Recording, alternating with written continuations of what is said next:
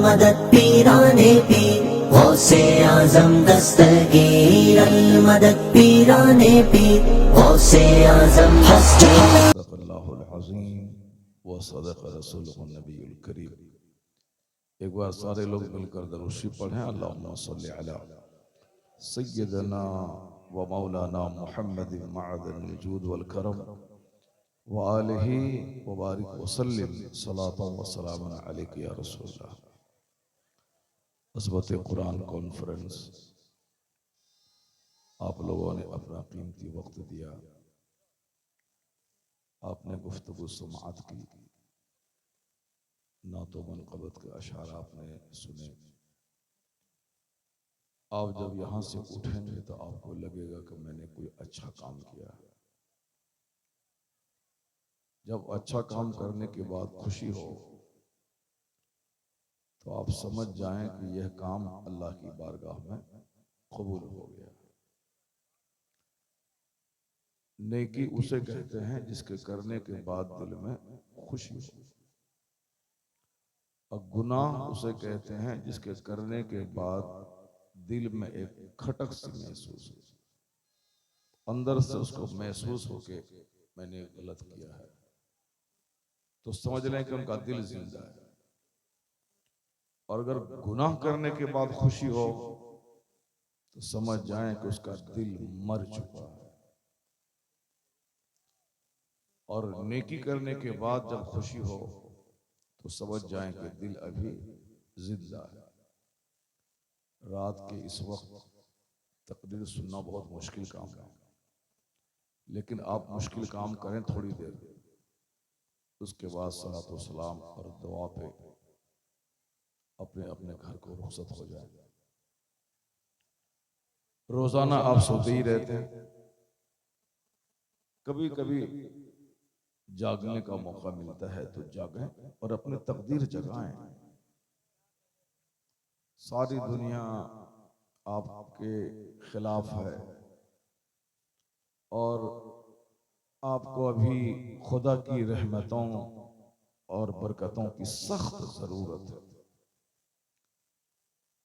आज हमें अल्लाह की रहमतों की सख्त जरूरत है, नेक लोगों की दुआओं की सख्त जरूरत है, वरना सारी दुनिया हमें मिटाने के लिए कसम खाती थी और उसका आगाज भी दुनिया कर चुकी है। अब ऐसे में हमारे पास सिर्फ एक ताकत है, वो है रूहानी ताकत। एक ताकत हमारे पास है, वो है ईमानी ताकत। एक ताकत हमारे पास है, वो है कुरानी ताकत। अगर ये ताकत भी हमसे रुखसत हो जाए तो फिर हम खोखले होकर रह जाएंगे। कुरान करीम हर दर्द का इलाज अपने दामन में रखता है। अगर आपने थोड़ी देर तवज्जो से कुरान शरीफ की एक बात सुन ली तो फिर मैं कोशिश करूंगा कि तकरीर करूं, और अगर आपने कुरान शरीफ की इस बात को अनसुनी कर दी, गौर से आपने नहीं सुना, तो मैं समझूंगा कि आप तकरीर सुनने के मूड में नहीं। कुरान करीम की सिर्फ एक बात, ताकि आपको याद भी हो जाए और उसको अपने दोस्त अहबाब और अपने घर के लोगों को आप सुना भी सकें। अगर आपने अपने घरों में दीनी माहौल पैदा किया तो फिर आपके बच्चे डीएम बनने के बाद या मास्टर दारोगा साइंटिस्ट बनने के बाद आपके बच्चे आपके हाथ से नहीं निकलेंगे, बल्कि वो चाहे बुलंदी की जिस हदों पे पहुंच जाए, वो जमीन से जुड़ा हुआ आपके पांव से लिपटा हुआ रहेगा। शुरू शुरू में बाप बच्चे से कहता है कि बेटा मौलाना मौलवी के चक्कर में मत पड़ना, ये तुम्हें जवानी में बूढ़ा बना देंगे, चेहरे पे दाढ़ी रखवा देंगे और पैंट शर्ट कोट छोड़वा के तुम्हें पंजाबी कुर्ता पहनवा के तुम्हें जवानी ही में ज़ईफ बना देंगे और 5 वक्त नमाज पढ़वा के तुम्हारा सारा टाइम इसी काम में लगा दें। इसलिए मौलाना मौलवी को सलाम करना, लेकिन उसके चक्कर में मत पड़ना, यानी गहरा इल्म हासिल मत करना, और मौलाना मौलवी की बात में मत रहना। ये सब अपने अपने मतलब की बात करता है। हमने एक खतरनाक बात अपने बच्चों को कह दी। इसका रिजल्ट ये निकलता है कि जब बच्चे हमारे बड़े हो जाते हैं और जब वो बच्चे ससुराल वाले के गुलाम हो जाते हैं या नई तहजीब के गुलाम हो जाते हैं, माँ बाप को वैल्यू नहीं देते, माँ बाप को बोझ समझते हैं और माँ बाप को गालियां देते हैं, जबकि कुरान शरीफ ने मना किया है कि गाली तो बहुत बड़ी बात है, उफ तक मत कहो माँ बाप को। फला तकुल लहुमा उफ़्फ़िन वला तनहरहुमा।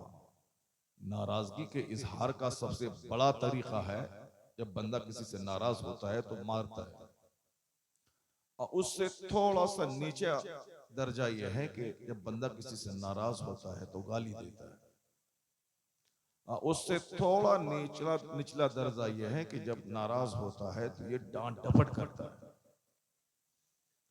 नाराजगी के इजहार का सबसे अदना दर्जा, मामूली दर्जा यह है कि जो बंदा न डांट सके, न गाली दे सके, न मार सके, तो कम से कम वह अपनी जबान से लफ्ज़ उफ कहता है।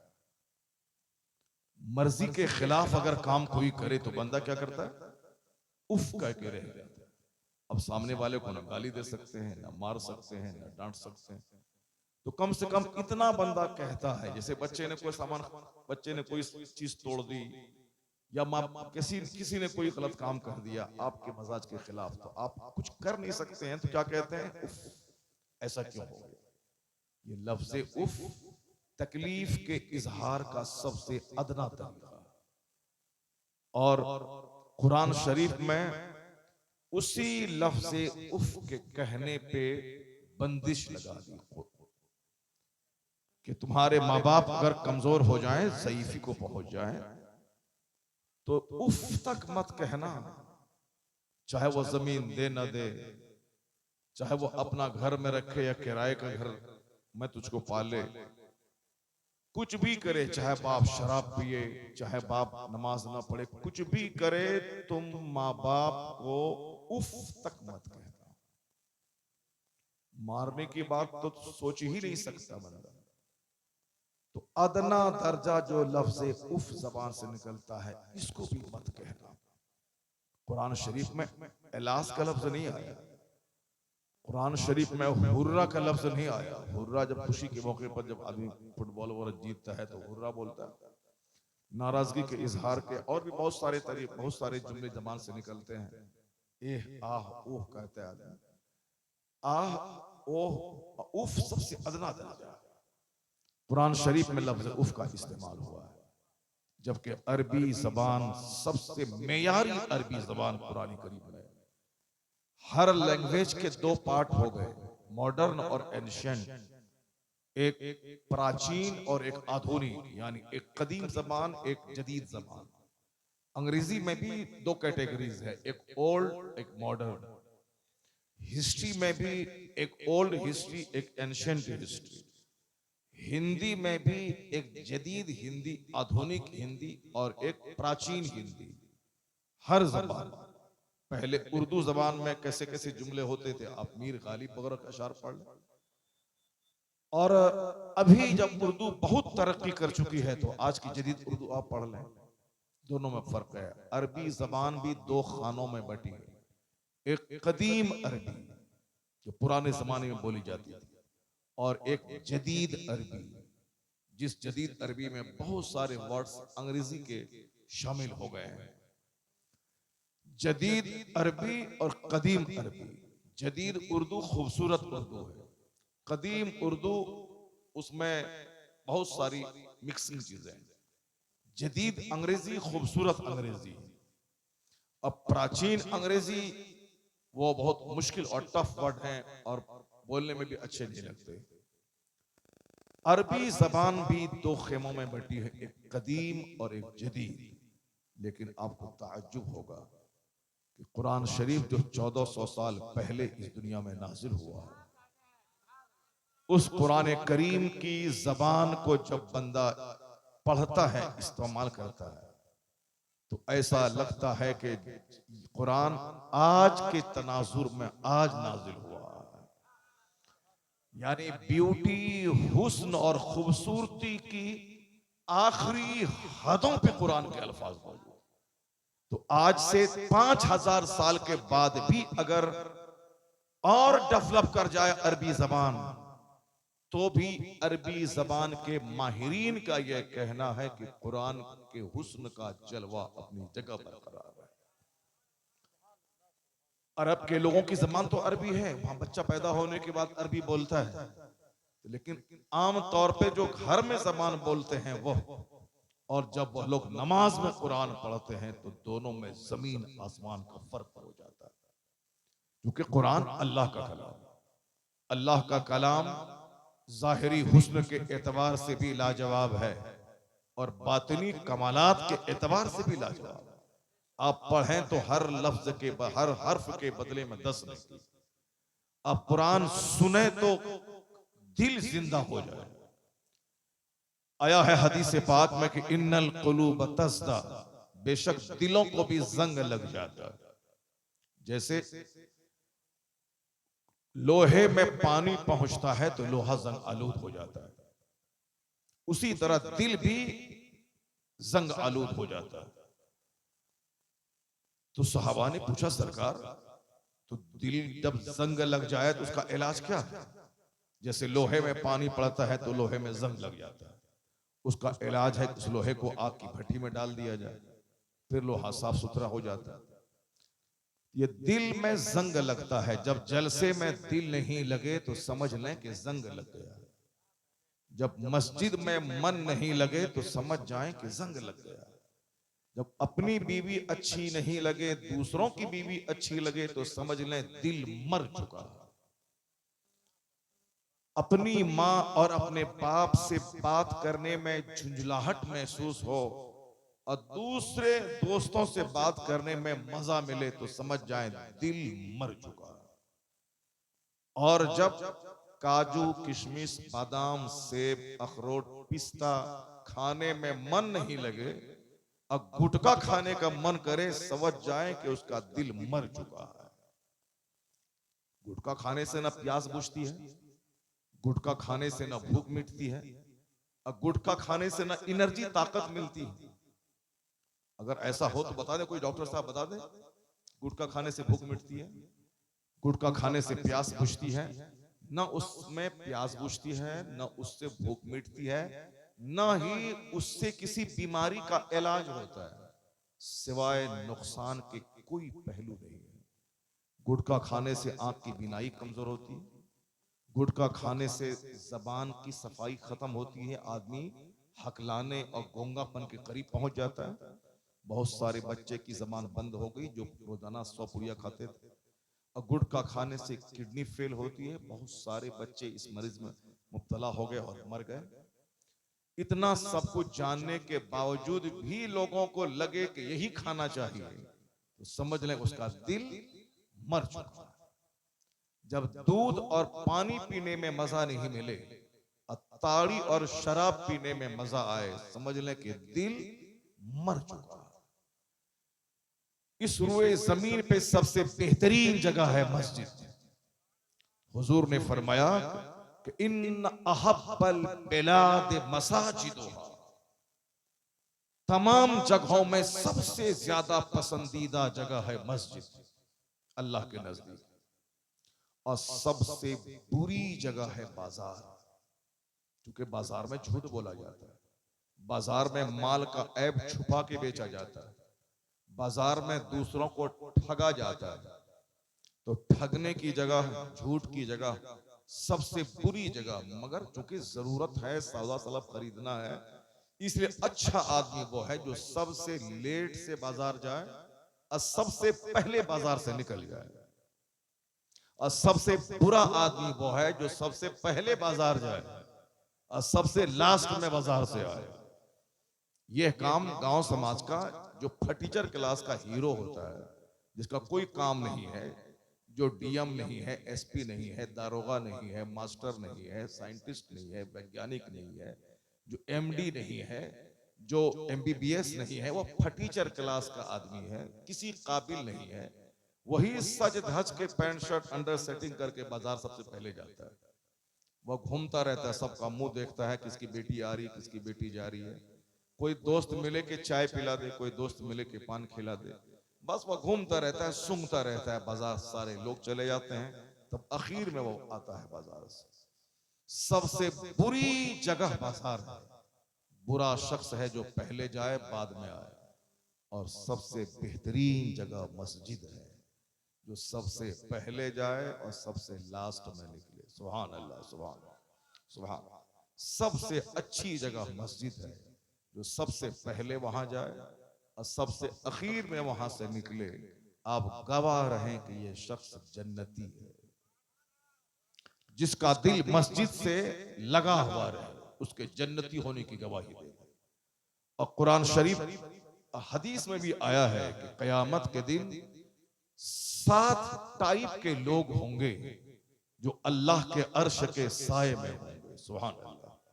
7 टाइप के लोग। ए लड़का, ए बाबू, ए बताइए, सुनी नहीं? उस सब कुछ सुन रहा है, मगर चूंकि वो ध्यान नहीं दे रहा हो। हाँ, जाहिर सी बात है, फटीचर क्लास का जो आदमी होगा उसका हाल यही होगा। वो जलसे में क्यों बैठेगा? वो साहब झूठ की महफिल में जाएगा। जलसे में बैठने वाला तो ये बंदा हमारा सामने है, एक एक जुमले को बिल्कुल मुसर्रत भरे लहजे में सुन रहा है। सुभान अल्लाह। ये हमारे बूढ़े लोग हैं, 80 साल 70 साल के। ये इंडिया का जलसा आजकल छोकरों से भर जाता है। अक्सर जलसे में सिर्फ छोकरे नजर आते हैं आजकल, क्योंकि उनको कव्वाली सुनना है। नात के बहाने कव्वाली सुनिए उसको। आजकल की नात और कव्वाली में क्या फर्क है? कव्वाली में हारमोनियम तबला होता है, और आजकल के नात खाने में सिर्फ तबला नहीं होता, ये फर्क है। बाकी जो अंदाज है, वो अंदाज तो कव्वाली वाला ही रहता है। अच्छे अंदाज में नात तो पहले लोग पढ़ते थे, अजमल पढ़ते थे, बेकल पढ़ते थे, साहब मनासिर हुसैन बदायूनी पढ़ते थे। पढ़ो तो सुनो तो आंख से आंसू के कतरे निकल जाते। और आजकल वो गाने का जो मजा है, वही मजा छोकरा सब नात में ढूंढने के लिए आ जाता है जलसे में। और जब वो नात खत्म होती है, तकरीर शुरू हुई, सब भाग जाता है। इसीलिए हम कहते हैं कि ये जलसे में नहीं आया, वो सिर्फ अंदर में जो गाना सुनने की ख्वाहिश है, उसी की तकमील के लिए वो लोग आया है। अक्सर जलसे में, आज के जलसे में देख रहा हूँ, सामने हमारे बूढ़े बैठे हुए हैं, उधर भी हमारे सामने बूढ़े बैठे हुए हैं, दाढ़ी है, सफेद टोपी है, उधर भी है। ये बहुत कम देखने को मिलता है। बूढ़ों की इज्जत करें, बूढ़े की वजह से आसमान से बारिश होती है, बूढ़ों की वजह से अल्लाह रोजी देता है। बेटा ये ना बोले कि मैं इस बुढ़ा को पाल रहा हूं, बदतमीज, तुम उस बुढ़े की वजह से पाले जाते हो। हदीस में आया है कि आसमान से अल्लाह पानी नहीं बरसाएगा अगर ये बेजबान जानवर, जैसे बकरी, बिल्ली, गाय, भैंस, ये बेजबान जानवर जो बोल नहीं सकता, इनकी रोजी का ख्याल ना हो, तो अल्लाह तबारक व तआला आसमान से पानी बरसाना बंद कर दे। यानी इन्हीं जानवरों के लिए पानी गिरता है ताकि जमीन से घास निकले, और उसी के सदके में गेहूं भी पैदा हो जाता है और इंसान खा के जिंदा रहता है। तो इसका मतलब ये निकला कि हम जानवरों के सदके में पाले जा रहे हैं, माँ बाप के सदके में हम पाले जा रहे हैं। वरना जो एक छोकरा शादी नहीं किया है, एक एक टाका के लिए भीख मांगता है, और जब वही शादी के बाद 5 बच्चे का बाप होता है तो 10-10 हजार रुपये मस्जिद में खैरात करता है। पहले एक था तो रुपया माँ से भीख मांगता था, लेकिन अब जब शादी हो गई, बीवी हो गई, 4 बच्चे हो गए, तो अब ये बाप को भी 1000 रुपये दे रहा है, माँ को भी 2000 दे रहा है, बहन के पास जाता है वहां भी 2000 रुपये की मिठाई लेके जा रहा है, ससुरा सास के हाथ में भी रुपया दे रहा है, ससुर गरीब कमजोर है उसको 500 रुपये दे रहा। अकेली जान पहले भारी थी, अब शादी हो गई तो रोजी बढ़ गई उसकी।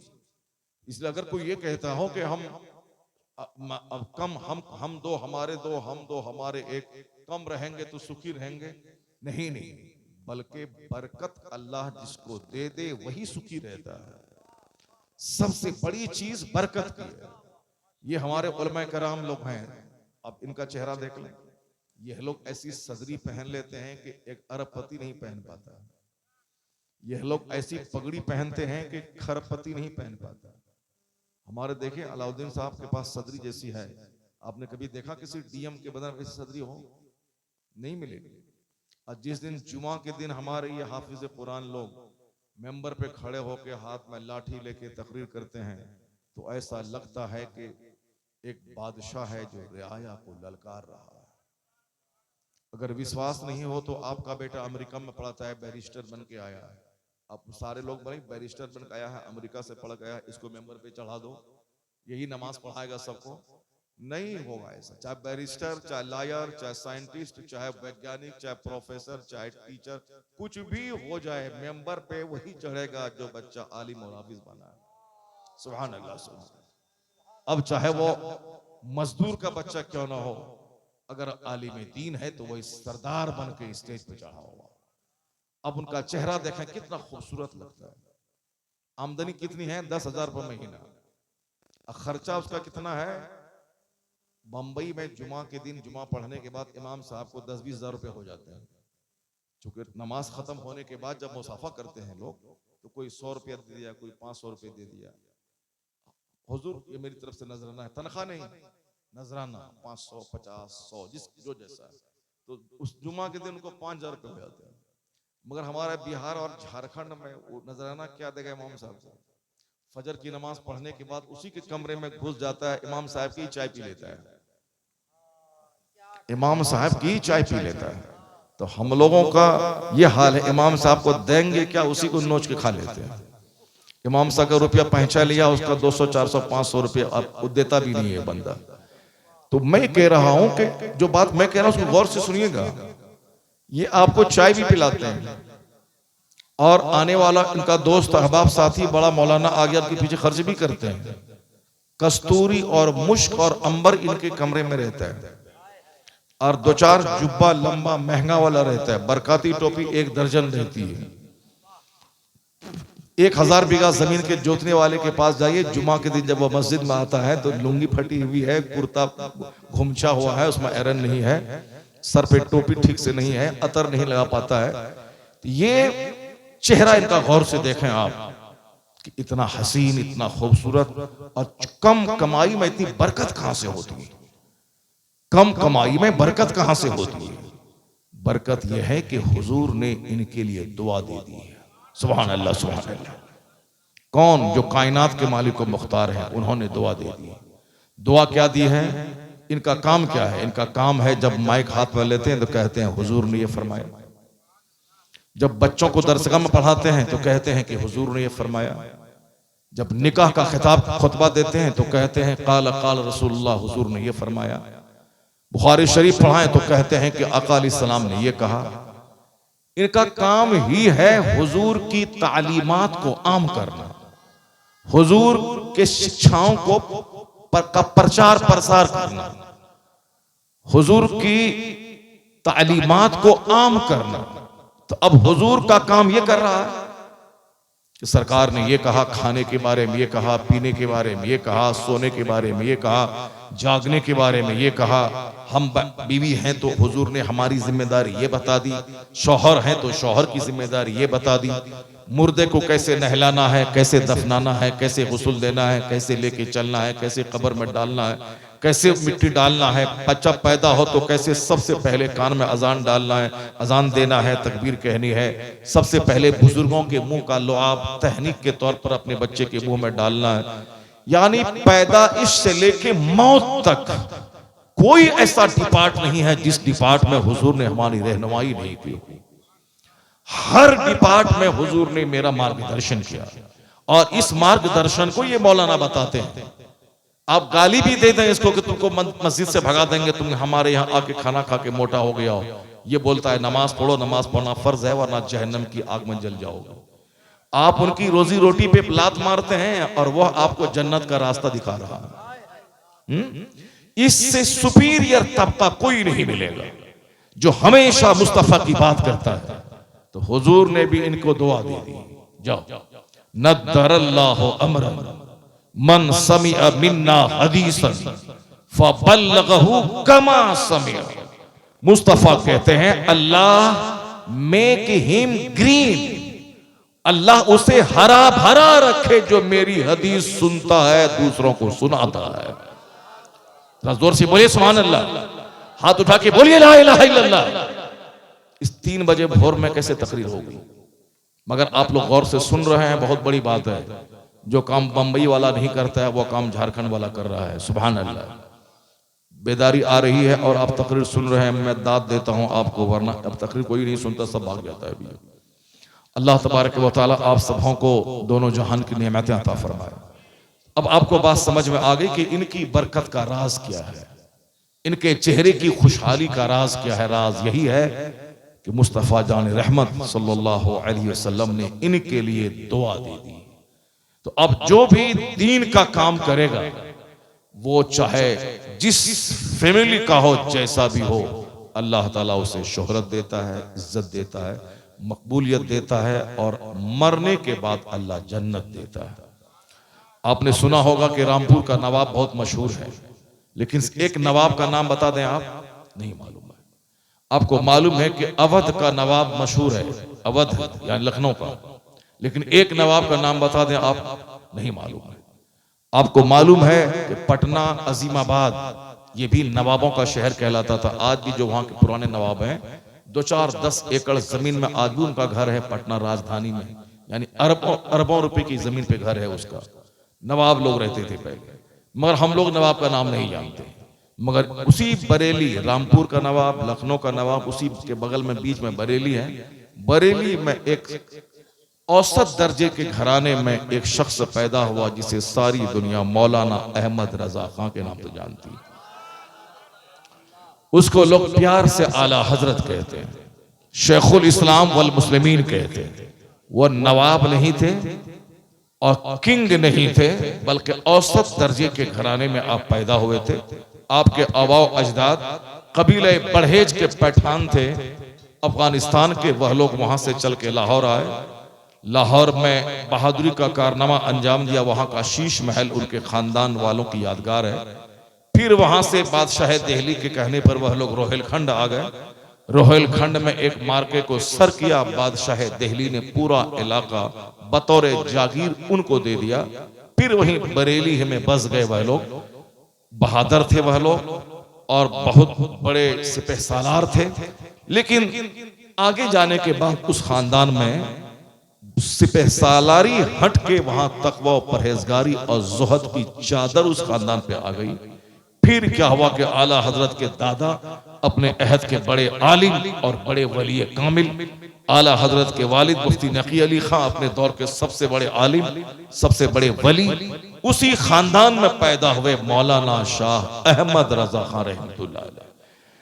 उन्होंने 67 साल की जिंदगी गुजारी। जो जमीन बाप से मिली थी उसमें 1-2 बीघे का इजाफा नहीं किया। उसी जमीन की आमदनी से खुद खाना है, किताब छपवानी है, मस्जिद बनाना है, मदरसे की तामीर करनी है, मुनाजरा करवाना है, उलमा को भेजना है, मदीने के दोस्त को उसी आमदनी भेजनी है, समाज के गरीबों, मिस्किनों, बेवाओं, माजूरों की खिदमत करनी है।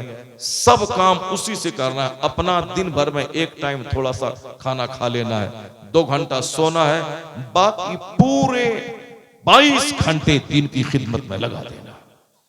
आज 100 साल हो गए उनके गए हुए, लेकिन हर मस्जिदों में सलाम आला हजरत का पढ़ा जा रहा है। हर मदरसे में क्लास स्टार्टिंग होने से पहले सलाम आला हजरत का पढ़ा जा रहा है। अमेरिका जैसे मुल्क की मस्जिद में फजर के टाइम में मुस्तफ़ा जाने रहमत पे लाखों सलाम पढ़ा जा रहा है। Malaysia, Singapore, Toronto, Norway, Canada, Holland, France, Germany, Malaysia, Singapore, जहां भी हिंदुस्तान, पाकिस्तान, बांग्लादेश से रिलेटेड सुन्नी मुसलमान हैं, उर्दू जबान जानने वाले, हर जगहों पे करोड़ों दरूद, लाखों सलाम आला हजरत का लिखा हुआ पढ़ा जा रहा है। फतवा रजिया का मुताला हो रहा है और जैसे जैसे वक्त गुजर रहा है तू आला हजरत के मानने वाले की तादाद बढ़ती चली जा रही है। ये इनाम कौन सा है? नवाब मर गए, उसकी कब्र पे जानवर चर रहा है। चाहे अवध का नवाब हो या रामपुर का नवाब, उनकी कब्र के नामो निशान मिट गए। अगर कहीं है भी कब्र में तो जानवर बैठता है, मगर आला हजरत के फिसाल के 100 साल हो गए, रात दिन उस कब्र पे गुलाब चढ़ता है, ताजा गुलाब चढ़ता है, और रात दिन उलमा फज़ला आम मुसलमानों की हाजिरी होती रहती है। उनके लिए इसाले सवाब का एहतमाम होता है, उनके वसीले से दुआएं की जा रही है। और फिर जैसे जैसे वक्त बढ़ रहा है, उनकी किताबों को पढ़ने के बाद लोगों का अकीदा मजबूत हो रहा है, वैसे वैसे आला हजरत के शनासाओं की, उनके मानने वालों की तादाद में इजाफा हो रहा है। ऐसा लग रहा है पूरी दुनिया में एक गूंज सुनाई देती है, वादी रजा की कोहे हिमाला रजा का है, जिस्म तो देखिए वो इलाका रजा का है। अब क्यों है ऐसा? रजा ने अपना पूरा टाइम अल्लाह के दीन की खिदमत में लगा दिया। A man who dedicates his life for the sake of Allah, Allah gives him name, Allah gives him fame, Allah gives him popularity। ये कानून है, जो अपनी जिंदगी अल्लाह के दीन के लिए वक्फ कर देता है, अल्लाह उसे शोहरत देता है, मकबूलियत देता है, और इज्जत के आसमान पे उसे पहुंचा देता है। इन तंसुरुल्लाह यंसुरकुम, if you will help the religion of Allah, Allah will help you. अगर तुम अल्लाह के दीन की मदद करोगे तो अल्लाह तुम्हारी मदद करेगा।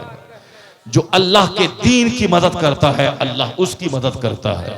हम जब तक अल्लाह के दीन की मदद करते थे, हमारी इज्जत थी, दुनिया में धमक थी, हमारा रौब काफिर के दिल में था, हमारे चेहरे पे नूर था, हमारे घर के झोपड़ी में बरकतें थी, किराए के घर में आसमान से फरिश्तों का आना जाना था, ये सारी बहारें थी। और जब से मैंने खाना पीना अपनी जिंदगी का मकसद बना लिया, अपने आप में जीना, दुनिया में चाहे आग लगे, कोई कहीं जाए, अपना घर, अपना बच्चा, अपनी बीवी, अपना कारोबार, अपनी दुकान, जब दुकान, मकान, गाड़ी, खाना, पहनना, बीवी, बच्चा, इसी में सारी एनर्जी हमारी इन्वेस्ट हो गई। मजहब चाहे जहां जाए, मेरे घर में पैसा और खाना होना चाहिए। अल्लाह ने इज्जत छीन ली हमारी। काफिरों के दिल में जो मेरा एक रौब था, उस रौब को निकाल दिया। अब कोई मीडिया वाला हमें गाली देता है, वो हमें आतंकवादी कहता है, वो हमें लुच्चा लफंगा कहता है, वो हमें सच्चर कमेटी की रिपोर्ट के मुताबिक दलितों से बदतर समझता है। जिसके मुंह में जो आ रहा है सब बक रहा है, उसके मुंह में थूक दे, बदतमीज तू हमें आतंकवादी बोलता है। जो दुनिया से आतंक मिटाने आया है उसको तू आतंकवादी कह रहा है। जिसने दुनिया वालों को जीने का शऊर और सलीका सिखाया है उसको तुम औलफौल बक रहा। जो मुस्तफ़ा जाने रहमत सारी कायनात के रहमत बन के आया है, उनको एक लुच्चा लफंगा, सारी जिंदगी नापाक रहने वाला, पाखाना लपेटने वाला, वो पैगंबर आजम के खिलाफ बोल रहा है। हमारा चैलेंज है कि सारी जिंदगी वो पाक नहीं होगा, चूंकि छोटे से लोटिया का पानी वो लपेट करके पाखाना को और लपेट लेता है, उसके बदन से बदबू आती है। जो जिंदगी भर अपने बदन को पाक नहीं कर सका, वो पाक मुस्तफ़ा के खिलाफ नापाक जबान खोल रहा है। वो ये एक जो रौब काफिर के दिल में था, अल्लाह ने उसको निकाल दिया। क्योंकि ये रौब इसलिए था कि सारी दुनिया खाने पीने के लिए पैदा हुई, और हम लोग नमाज रोजे हज ज़कात के लिए पैदा हुआ है, अल्लाह की इबादत के लिए पैदा हुआ है। दुनिया में आग लगे किसी को कोई परवाह नहीं, मुसलमान दूसरों की खिदमत के लिए पैदा हुआ है। नेकी का हुक्म देना, बुराई से रोकना, यही तो काम है। जुमा के दिन तकरीर, अच्छा काम करो, बुराई से रुक जाओ। ईदैन का खुतबा, अच्छा काम करो, बुराई से रुक जाओ। निकाह में तकरीर, अच्छा काम करो, बुराई से रुक जाओ। जलसा जुलूस में 5 घंटे की तकरीर, अच्छा काम करो, बुराई से बच जाओ। ताड़ी मत पियो, शराब मत पियो, ज़िना मत करो, झूठ मत बोलो, माँ बाप को मत सताओ, अपनी बीवी को तलाक मत दो, अपने घर में ठीक से रहो, पड़ोसी का हक बजा लाओ। यही सारी बातें होती हैं जलसे में, जुलूस में, जुमा में, ईद में, बकरीद में, निजी महफिलों में, महफिल मिलाद में। जो अच्छा काम करने के लिए पैदा हुआ है और अच्छाई का आदेश देने के लिए पैदा हुआ है, आज इसको ये नापाक ललकार रहा है, हमें आतंकवादी कह रहा है। कसूर उसका नहीं है, कसूर हमारा है। जब तक हम अपनी जिम्मेदारी निभा रहे थे, उस वक्त तक अल्लाह तबारक व तआला हमारी एक हैबत दुश्मनों के दिल में डाल दी थी, और हमारी मदद अल्लाह फरिश्तों से करता था। लेकिन जब से मैंने खाने पीने को काफिरों की तरह अपना जिंदगी का सबसे बड़ा मकसद बना लिया, अल्लाह दाना पानी नौकरी पैसा कौड़ी मकान गाड़ी छगड़ा bullet car Alto Dzire Swift Crysta सब दे दिया, और जो इज्जत थी वो इज्जत छीन लिया। आज भी आंखों से देख सकते हैं कि जो काफिर बोला था कि 3 दिन में इन मुसलमानों को मिटा दूंगा, इनके शहर को उजाड़ दूंगा, इन्होंने इन्होंने उन्होंने साहब मक्खी के छत्ते में हाथ डाला, इसको जला के राख कर दूंगा। 2 महीने होने वाले हैं, नाक में दम करती नियत थे इन मुसलमानों ने, और पूरी दुनिया की जो महाशक्ति अमेरिका ही है जो नौजवानों के साथ जंग कर रहा है। इस्राइल नाम का कोई मुल्क दुनिया में नहीं है, वह जो कुछ भी है वो अमेरिका की कॉलोनी है, अमेरिका का बच्चा है, अमेरिका ने इसको पैदा किया है। वह बोला था 3 दिन में मिटा देंगे इन मुसलमानों को।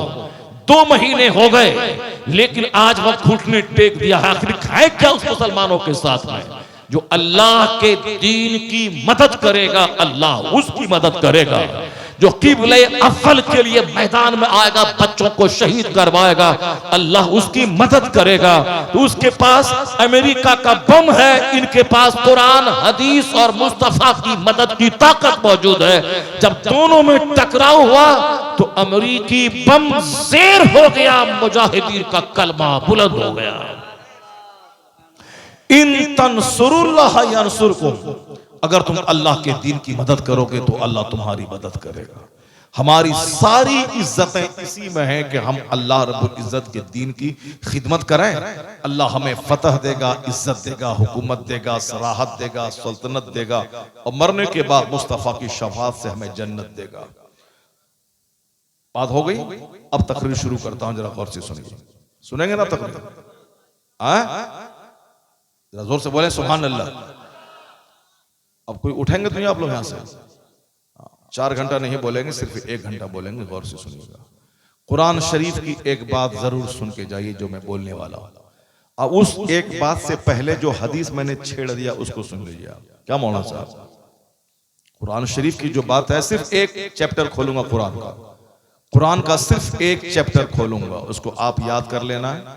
और घर में जब भी दस्तरखान बिछे और आप लोग सब मिल के खाना खाएं, उस वक्त में ऑल फॉल राजनीति पॉलिटिक्स 2024 में मोदी जी आएगा कौन आएगा वो सब बात नहीं करनी है।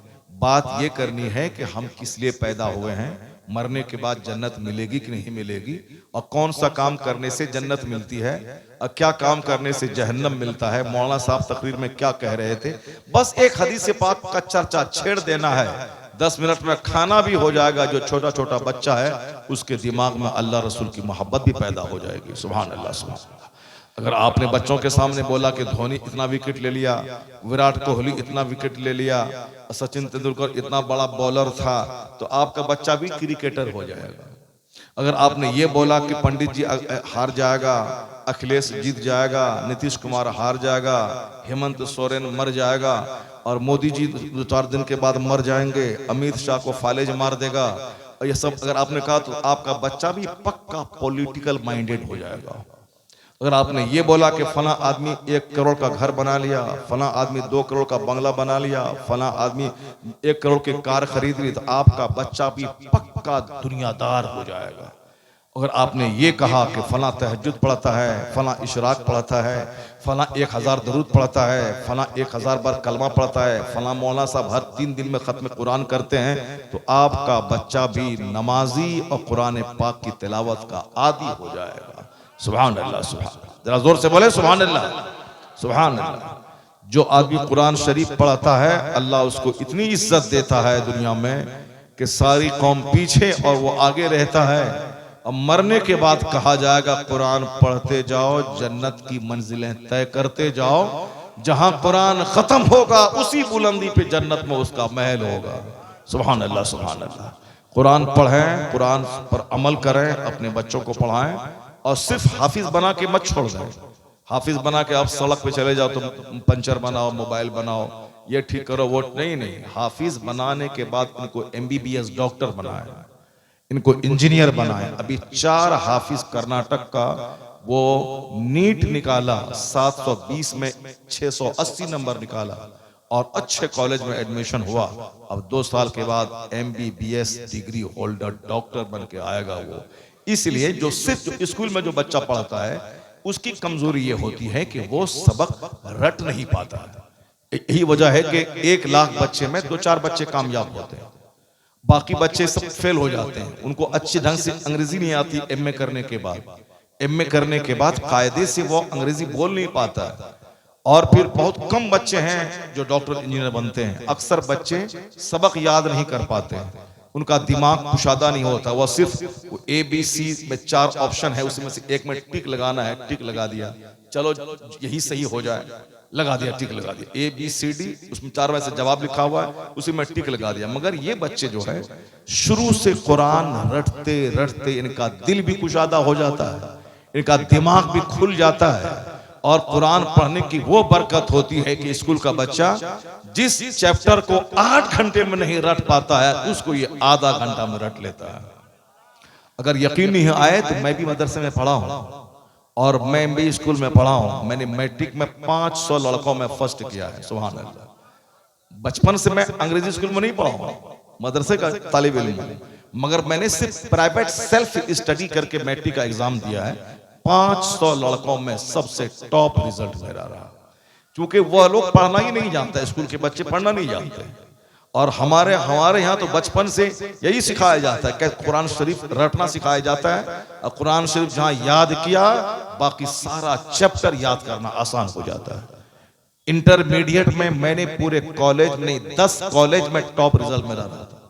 10 कॉलेज के सारे बच्चों में सबसे टॉप रिजल्ट रहा। ये कुरान शरीफ की बरकत है।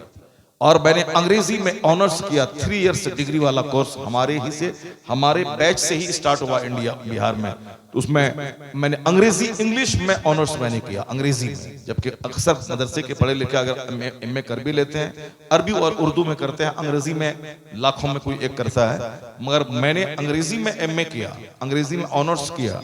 और ऐसे वैसे नहीं कि 3rd डिवीजन 2nd डिवीजन कर लिया, नहीं, बल्कि पूरे क्लास में अंग्रेजी ऑनर्स में सबसे टॉप रिजल्ट मेरा रहा।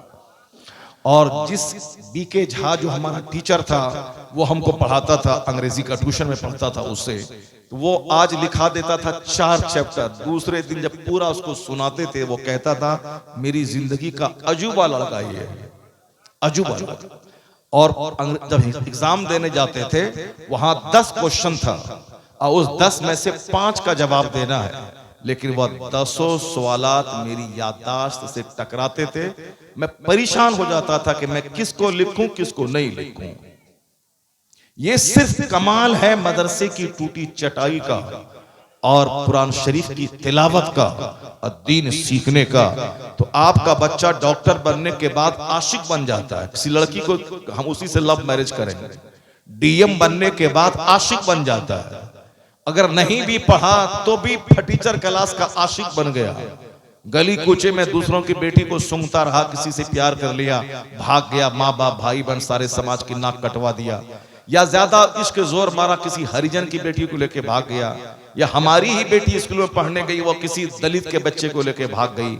ये ड्रामा होता है क्योंकि हम लोगों ने जिंदगी का मकसद नहीं समझा, बच्चों के सामने हदीस कुरान का चर्चा नहीं किया। तो जो मोबाइल में वो देखता है वही काम वो करता है। हरिजन का बच्चा DM बन गया, 18 घंटे पढ़ रहा, दलित का बच्चा साइंटिस्ट बन गया, वो 12 घंटे पढ़ रहा है। और हमारा बच्चा जमीन बेच के पढ़ाया, उसको कोटा भेजा, वो वहां से लड़की को लेके आके आशिक बन जा रहा है। तो आशिक बन जा रहा है, दिल फेंक आशिक। ये लड़की नहीं मिलेगी तो ट्रेन की पटरी में कट जाएगा, और कट भी रहा है। एक खूबसूरत नौजवान कट गया ट्रेन की पटरी में, वो लड़की शादी नहीं करी, कट गया। एक लड़का फांसी के फंदे पे लटक गया अभी कुछ दिन पहले, वो लड़की बोली हम शादी तुझसे नहीं करेंगे, बोला हम फांसी पे लटक जाएंगे। लटक जाओ तुम। ये लटक गया, ये मर गया। लड़की अपनी जगह रही, दूसरे से शादी हो गई, आराम से रह रही है। ये लटक के मर गया, अब वहां कहां जल रहा है उसको उसी को मालूम। इसी तरह के हमारे बच्चे हो रहे हैं, आशिक बन रहे हैं। ये DM बनना था, आशिक बन गए। SP बनना था, आशिक बन गए। इसको साफ साइंटिस्ट बनना था, आशिक बन गए। अब गुटखा खोरी करेगा, फटा पैंट पहनेगा, मौला मौलवी का मजाक उड़ाएगा। अब साहब ग्रुप बना के गुंडागिर्दी करेगा, टका नहीं मिलेगा तो ATM लूटेगा, मालगाड़ी को लूटेगा। पूरे हिंदुस्तान में मुसलमानों का नाम खराब करेगा। आशिक आप दस्तरखान पे अपने बच्चों के सामने हदीस पढ़े, कुरान सुनाए। मौलाना साहब ये कह रहे थे तो बच्चा आपका दिल फेंक आशिक नहीं बनेगा। बेटी आपकी किसी डोम के साथ नहीं भागेगी। अगर रोजाना आपने कुरान हदीस खाते वक्त 5 मिनट का टाइम निकाल के मुस्तफा की सीरत बयान की, कुरान पाक की आयतों की तिलावत की, तो फिर ये इन गली कूचे के कीड़ों से इश्क नहीं करेगी।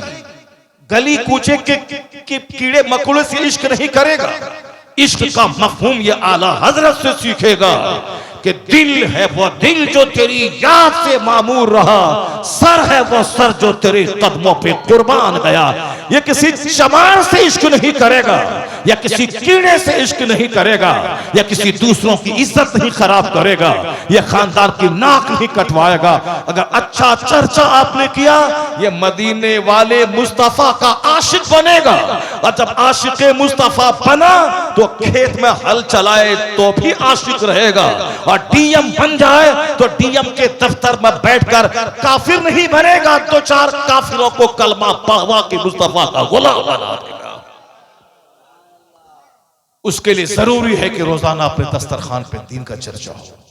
जरूरी है कि खाते हुए मुस्तफा की हदीस का चर्चा। जो आपने तकरीर सुनी इसी को सुना दें। एक टेलर मास्टर उड़ीसा में है जो दिन भर दुकान में मेरी तकरीर चलाता रहता है, गैर मुस्लिम सबको बिठा के सुनाता है। देखो हमारा मौलाना साहब कुरान और साइंस पे क्या क्या तकरीर कर रहा है वह सब। और उनको तकरीर सुनते सुनते तकरीर इतनी याद हो गई मेरी सारी कि मुझको फोन करके मेरी ही तकरीर वो मुझको सुनाता है, वो मुझको सुनाता है।